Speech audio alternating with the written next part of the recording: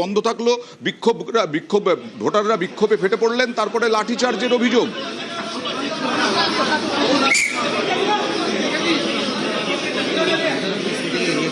দেবাশিস, এর আগে দেখেছিলাম ইভিএম বিভ্রাট, ভিভিপ্যাটে বিভ্রাট, সেই নিয়ে ক্ষোভে লাঠি চললো, সেই নিয়ে ক্ষোভে ধস্তাধস্তি হলো, আর এখানেও তাই। একই রকম ভাবে কিন্তু সব জায়গায় বারবার করে অভিযোগ হচ্ছে। তার কারণ একজন প্রিসাইডিং অফিসার তিনি অসুস্থ, তার জন্য ভোট বন্ধ হয়ে গেছে। সেটি একটা মানে 10-15 মিনিট নয়, কার্যত 2 ঘন্টা সময় লাগলো। লাঠি মারার আওয়াজ পাওয়া যাচ্ছে, লাঠি মারার, একেবারে লাঠি মারা হচ্ছে একেবারে। কেন ভোটাররা ক্ষোভ দেখাচ্ছেন, কেন ভোটাররা 2 ঘন্টা ধরে দাঁড়িয়ে থাকার পর তারা ক্ষোভ প্রকাশ করছেন, তখন তিনি ভিতরে যাচ্ছেন ভোট দিতে, কেন ভোট নেওয়া হচ্ছে না জানতে চাইলে তাকে লাঠিচার্জ করে তাকে লাঠি মেরে বার করে দেওয়া হলো সেন্ট্রাল বাহিনী বা কেন্দ্রীয় বাহিনীর তরফ থেকে। এই ছবি কিন্তু বারবার করে উঠে আসছে বালি বিধানসভার এই জওহরলাল স্কুলে। আর অসুস্থ প্রিসাইডিং অফিসার, মহিলা অফিসার, তাকে কিন্তু উদ্ধার করে নিয়ে যাওয়া হয়েছে এই মুহূর্তে পিএ জয়সওয়াল হাসপাতালে। কতটা জোরে জোরে লাঠি মারা হচ্ছে আমাদের ছবি খুব একটা স্পষ্ট নয়, কিন্তু স্পষ্ট বোঝা যাচ্ছে একবার তুমুল লাঠিচার্জ হচ্ছে। যখন তাকে লাঠিচার্জ করতে যায়, আমরা যখন ক্যামেরা নিয়ে ভিতরে ঢুকতে যাই, সেই সময় কার্যত মুখের উপর দরজা বন্ধ করে তাকে মারধর করা হয় এবং তাকে কার্যত আমরা যখন দেখি সেই যুবক তাকে লাঠি মারতে মারতে তাকে বার করে দেওয়া হয় এবং তাকে ভোট পর্যন্ত দিতে দেওয়া হয়নি। তাকে বলা হয়েছে সেখান থেকে চলে যেতে। কার্যত এই যে সঙ্গে যারা পুলিশ অফিসার আছেন তারাও কোনো ঠেকাচ্ছেন না বা কিছু করছেন না, ভোটাররা বিক্ষোভ দেখাচ্ছেন, ভোটারদেরও মারছেন। একেবারে ভোটাররা কিন্তু কোন রকম কথা বা কোন রকম ক্ষোভ প্রকাশ করলেই তাদের উপর কিন্তু লাঠির ঘা উঠে আসছে কেন্দ্রীয় বাহিনী। অন্যান্য ক্ষেত্রে যখন দেখা যাচ্ছে পুলিশ কর্মীদের তাদেরকে এগিয়ে দেওয়া হচ্ছে, তারা যেন পরিস্থিতি সামাল নেয়, তবে এক্ষেত্রে যখন ভোটার লাইনে কোনো ভোটার বিক্ষোভ দেখাচ্ছে তখন সামনের সারিতে চলে আসছে কেন্দ্রীয় বাহিনী এবং কার্যত লাঠি উঠিয়ে তাদের উপরে আক্রমণ চালাচ্ছে। ওকে, আমরা এই ছবিতে থাকবো, তবে তার আগে আমি রিমার কাছে একবার যাবো, বিজেপি মুখপাত্রের কাছে যাবো। কি বলছেন আপনারা? কেন্দ্রীয় বাহিনীর জওয়ানরা কি এখানে এইভাবে অত্যাচার করতে পারেন? কোট আনকোট অত্যাচার হচ্ছে তো। দেখুন, কেন্দ্রীয় বাহিনীকে পাঠিয়েছে নির্বাচন কমিশন, আমাদের হাতে তো কিছু নেই। তারা যেমন পরিস্থিতি দেখছেন তেমন করছেন, আর সেটা পরিদর্শন করার জন্য আছেন। আপনারা কি প্রতিবাদ করছেন? এর প্রতিবাদ করবেন? ভোটাররা বিক্ষোভ দেখাচ্ছেন, তাতে লাঠি চালাচ্ছেন। দেখুন, ঘটনা কি হয়েছে সেটা তো আমরা জানি না। ওখানে যা ঘটনা ঘটেছে সেটা পর্যবেক্ষণ করার জন্য নির্বাচন কমিশন আছেন, তারা নিশ্চয়ই বিষয়টা দেখবেন। ভেতরে কেউ আক্রমণ করছেন, কেউ ঢিল মারছেন, কেউ ইভিএম ভাঙছেন, এরকম কিছু মনে হলো না? এরকম কিছু মনে হয়নি, নিশ্চয়ই ঘটনা কিছু ঘটেছে, সেটা দেখার জন্য নির্বাচন কমিশন আছেন। এবং যদি তৃণমূলের সেটা পছন্দ না হয় তাহলে ওনারা আদালতে যাবেন। তৃণমূলের যেটা পছন্দ না হয় তাহলে আদালতে যাবেন, সব নিয়েই তাহলে আদালতে যেতে হবে। এখন বিজেপির এটাই হয়েছে, যখন বিজেপির জবাব দেওয়ার কিছু থাকছে না, নির্বাচন কমিশনটাও তো বিজেপির কমিশন। নির্বাচন কমিশন নিজেই তো গণতান্ত্রিকভাবে নির্বাচিত হননি, সেটাও তো জবরদস্তি হয়েছে। সেখানে আমাদের দেশের সুপ্রিম কোর্টের চিফ জাস্টিসকে সরিয়ে দিয়ে অমিত শাহকে ঢোকানো হয়েছে, যে হচ্ছে গুজরাটের গুন্ডা। তো গুন্ডাকে দিয়ে আপনি কি চয়ন করেছেন? আরেকটা গুন্ডাই এনেছেন, কি জ্ঞানেশ কুমার। স্বরাষ্ট্রমন্ত্রীকে গুন্ডা বলছেন, প্রধানমন্ত্রীকে গুন্ডা বলছেন। উনি মাস মার্ডারের অভিযুক্ত, রাজনীতি। উনি মাস মার্ডারের অভিযুক্ত, উনি সাধারণ গুন্ডামির নয়, মাস মার্ডার। উনি গণহত্যার অভিযুক্ত এবং সেই হত্যার অভিযোগটা উনি প্রত্যাহার করেছেন নরেন্দ্র মোদী প্রধানমন্ত্রী হওয়ার পর। বিষয়টা নিয়ে বলা হয় নীল লুঙ্গি। আমি ব্যক্তিগতভাবে কোনো কথা বলছি না, যেহেতু আপনি ধুতি পরে এসেছেন, নিশ্চয়ই ভোট দিয়ে এসেছেন। আপনাকে কেন্দ্রীয় বাহিনীর জওয়ান আটকে ছিলেন না? লুঙ্গি পরে আসাতে কেন্দ্রীয় বাহিনীর জওয়ান আটকে দিল, আর প্যান্ট পরে এলেন 80 বছরের 2 বৃদ্ধ। এইখানে আমার বলা, আমি কি পরবো, আমি কি খাবো, আমি কিভাবে চলবো, সেই অধিকারটা আমার ভারতবর্ষের সংবিধান দিয়েছে। এখানে হাত দেওয়ার অধিকার কারণ নেই। এখানে সংবিধান লঙ্ঘন হলো। আমি কি খাবো, কি পরবো, কিভাবে চলবো, এটা আমার নিজস্ব ব্যাপার। সংবিধান সেই অধিকার 52 সালে আমাকে দিয়ে, 50 সালে। কেন্দ্রীয় বাহিনীর জওয়ান কি করে বলবেন? না না না না, উচিত হয়নি তো, উচিত হয়নি। এটা যথেষ্ট অন্যায় হয়েছে। আর একটা আমার তৃণমূল বন্ধু বললেন যে গণতন্ত্রের গোড়ায় আঘাত হয়েছে। হ্যাঁ, 23 সালে করেছে তো, কিন্তু তৃণমূল বন্ধুর কাছে বিনয়ের সঙ্গে প্রশ্ন করি, 98 সালে হাত ধরে কাকে আমদানি করেছিল এরা? এই মমতা ব্যানার্জি। আবার পুরো চলে যাচ্ছেন, একটু দেখি। 80 বছরের 2 বৃদ্ধ, হিন্দু এবং মুসলিম, আমি আসছি, তারা কি বলছেন দেখুন। তাদের মুখ দেখে একটু অবাক, মানে কষ্ট হয় না, যন্ত্রণা হয় না, যে কি বলছেন দেখুন। সেখানে আমি যাওয়ার পরেই আবার লুঙ্গি আর আমার লুঙ্গি খুলে থুয়ে বাড়ির থেকে আবার আমার নাতিদের প্যান্ট টান পরে তাই আবার জাতি হলো। এত খারাপ লাগে না? আমার আর বয়স আর আছে, আপনার বাড়ি ভোট কেন্দ্র থেকে কত দূর? এই মাইল গানি হবে। এত দূর বাড়ি আসলেন? হ্যাঁ, কেন্দ্র বাহিনী এসে বলছে লুঙ্গি নেই, চলে যায় লুঙ্গি। হ্যাঁ, আমি তাড়াতাড়ি এসে বাড়ি এসে বাক্সের থেকে প্যান্ট বের করে প্যান্টটা পরে আবার যাই। তার ভিতরে কেউ কিছু বলেনি। কেন্দ্র বাহিনী ওই মাঠে যেখানে দাঁড়িয়েছিলাম ওখানে বলছে যে লুঙ্গি টুঙ্গি চলবে না। কেন্দ্রীয় বাহিনীর দেখার কথা বিমানবাবু, আইন শৃঙ্খলা। দুর্ভাগ্য হচ্ছে কেন্দ্রীয় বাহিনী সে কি সংবিধানের ওপরে যে অফিসার যে জওয়ান এই অর্ডার দিয়েছে তাকে কেন ইমিডিয়েটলি সাসপেন্ড করা হবে না? কেন আজকে arrest বাধ্য করা হবে না? সাউথ arrest করা ইন্ডিয়াতে হবে না। গিয়ে লুঙ্গি পরে নিয়ে একদম বলতে সেটাই বাধ্য, বলছি। ক্ষমতা ছিল, কেন বাঙালি যাচ্ছে না? ভয়ঙ্কর অন্যায় কাজ। আজকে ইলেকশন কমিশন সবচেয়ে বড় অন্যায় কাজ এ করেছে। দেখুন, সবাই Immediately jail প্রতিবাদ হওয়া উচিত। করছেন রিমা। এর থেকে বড় অন্যায় হতে পারে না। কারণ আমি আরেকটা এটা কারণ বলছি, এটা একদম আমি এটা ভোটারদের মুখ relevance থেকে টা শুনলেন, তুলছি। মানে যেটা বলে ঘোড়ার না, না, মুখ আমি থেকে আরো শোনা। বলছি কেন জানেন? হ্যাঁ। আমি লাস্ট রেজিস্টার থাকাকালীন যতবার এয়ার ইন্ডিয়া ট্রাভেল করেছি আমাকে মাছ ভাত খেতে দেওয়া হয়নি। কেন? সরকার মনে করে এয়ার ইন্ডিয়াতে ভেজিটেবল খাওয়া হবে। কি ভয়ঙ্কর অন্যায়! এই রিমার অন্যায় কাছে কেন এই রিমার কাছে সরকার আসছি। করবে? এই ঘটনাটার অন্তত এই দুই বৃদ্ধের মুখের দিকে তাকিয়ে হ্যাঁ, এই ক্ষেত্রে অবশ্যই বলবো যে যে জওয়ান এই কাজটা করেছেন তিনি অন্যায় করেছেন। ইলেকশন কমিশনের অবশ্যই এটা দেখা উচিত বিষয়টা। বিশ্বজিৎ, দুটো বিষয় খুব গুরুত্বপূর্ণ, যে ভারতবর্ষের সংবিধানে কোথাও বলা নেই যে একজন নাগরিক তার আলাদা করে ভোটের ড্রেস কোড আছে কিনা। এক, কারণ আর্টিকেল 19 যেখানে স্বাধীনতার অধিকার এবং 21 নম্বর ধারায় রাইট টু লাইফ সেখানে বলা আছে।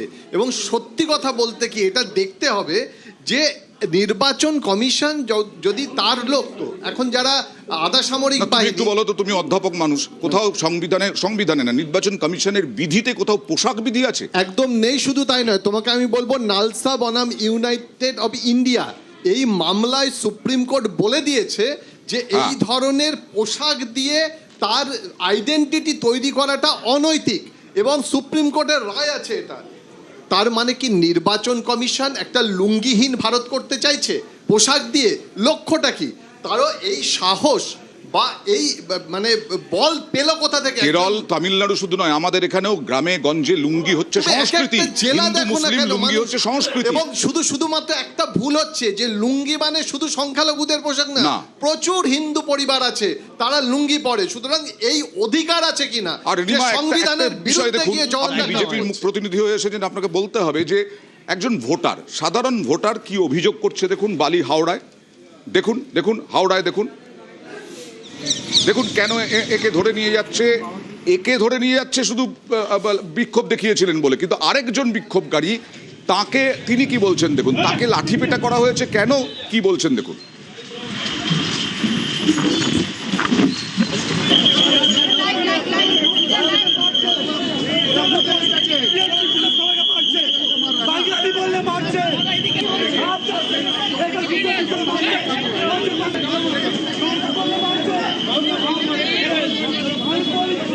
যেহেতু অডিওটা স্পষ্ট নয়, আপনাকে বলবো, অনুরোধ করবো আপনি নিচের অংশটাও দেখুন, লেখাটা দেখুন।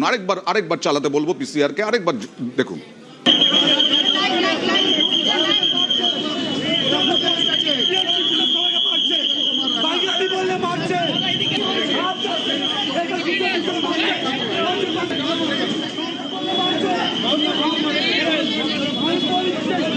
ইনি নাকি কোনো রাজনৈতিক দলের সঙ্গে জড়িত নন। ইনি বলছেন টিএমসি বলে সবাইকে মারছে, বাংলা বললে মারছে।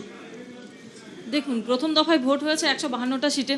সেখানে তো কোনো রকম কেউ অভিযোগই করেনি যে কেউ কাউকে মারছে বাংলা বলছে বলে। তো এই ক্ষেত্রে অভিযোগ করছেন ইনি, কি ব্যাপারে অভিযোগ করছেন, কেন করছেন সেটা বোঝার বাংলা দরকার বললে আছে। মারছে। বারবার তৃণমূল এটা তো বলার চেষ্টা করেছিল যে বাংলার পরিযায়ীদের ভিন রাজ্যে, বিজেপি শাসিত রাজ্যে গিয়ে বাংলা বললেই অত্যাচার করছে, বাংলা বললেই নির্যাতন করছে। এটা তো আজ থেকে নয়, গত কয়েক মাস ধরে প্রচার করছে তৃণমূল প্রচার করছে। তাহলে বাংলা থেকে যে সমস্ত পরিযায়ী শ্রমিকরা কাজে গেছেন গুজরাটে, বিহারে, তারা তাহলে কি করে কাজ করছেন, ওখানে থাকছেন কি করে? সেটা তো সব থেকে বড় প্রশ্ন। কৃষাণু। আমার বিরোধী দলের ভগিনী সমান মুখপাত্র তিনি হয়তো জানেন না যে 2000-এর বেশি ঘটনা ঘটেছে বিজেপি শাসিত রাজ্যতে বাঙালিদের বিরুদ্ধে, বাঙালি শ্রমিক বা সাধারণ বাঙালি নাগরিকের বিরুদ্ধে, যারা সকলেই ভারতবাসী, ভারতের নাগরিক। এমনকি ভারতের নাগরিকত্বর প্রমাণ দেওয়া সত্ত্বেই বাঙালিকে হরিয়ানা থেকে, রাজস্থান থেকে, গুজরাট থেকে তুলে নিয়ে গিয়ে বাংলাদেশে ছুঁড়ে ফেলা হয়েছে ক্রেনে করে। এই অভিযোগও আমরা পেয়েছি। আমরা সোনালী বিবির কথা জানি, আমরা আমির শেখের ঘটনা জানি, যার বাড়ির দলিল 1937 সালে। সেই 37 সালে সোনালী দলিল বিবি যুক্ত ফিরতে পেরেছেন, কিন্তু আর অন্যরা ফিরতে পারেননি কিন্তু এখন। হ্যাঁ, এখনো অনেকেও আছে যারা ওখানকার কোর্টের কেস লড়ছে। আমি এই যে এরা না, এই কি তাহলে কি কেন্দ্রীয় বাহিনীর একটা বড় অংশর গৈরিকীকরণ হয়ে গেছে, যে যারা লুঙ্গি দেখে যদি দুটো ভোট যদি কম পড়া যায়, যদি কেউ বাংলা বলছে তাহলে দুটো তৃণমূলের ভোট কম পড়ে যায়, মানসিকতাটা কি এটা? প্রার্থী তিনি কেন্দ্রীয় বাহিনী পাঠাতে নির্দেশ দেন এবং তারপরে মারার নির্দেশ দেন। দেখুন, এবং তিনি বলছেন, দাঁড়ান এক মিনিট, এটা তো সূত্রপাত, এটা তো স্লোগান পাল্টা স্লোগান। প্রথমে জয় শ্রীরাম স্লোগান, তারপরে জয় বাংলা স্লোগান। কিন্তু তারপরে শুভেন্দু অধিকারী কাকে ফোন করলেন, কাকে ফোন করে পাঠাতে বললেন সিআরপিএফ, তার উপরে নাকি হামলা হচ্ছে। বুথ নাম্বার अरे बूथ नंबर 217 में तुरंत सीआरपीएफ भेजिए। हाँ, जय हिंद भवन, मैं यहाँ हूँ, आप भेजिए। अपना আর রক্ষণ অ্যাসেম্বলি কি করছেন আপনি? 217 নম্বর বুথ, যতক্ষণ না আপনি আসছেন আমি যাচ্ছি না, আমি এখানে বসে থাকি। হুলিগানস অ্যাটাক মি বুথ নাম্বার 217 জয় হিন্দ ভবন, ये अटैक মি। তিনি বললেন গুন্ডারা আক্রমণ করছে, তিনি খুব যথেষ্ট নিরাপত্তাহীনতায় ভুগছেন। তারপরে বাহিনী এলো, বাহিনী আসার পরে তিনি পেটানোর নির্দেশ দিলেন। দেখুন,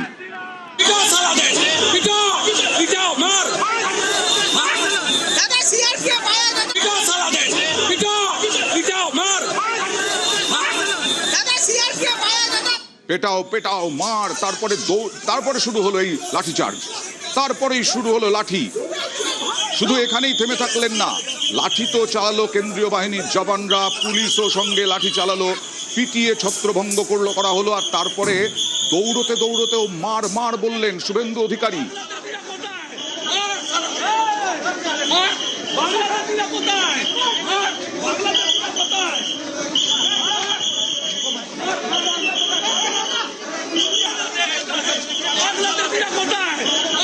বিমানবাবু, একজন প্রার্থী, তিনি বিরোধী দলনেতা এখন নন, একজন প্রার্থী মার মার পেটাও পেটাও নিদান দিচ্ছেন।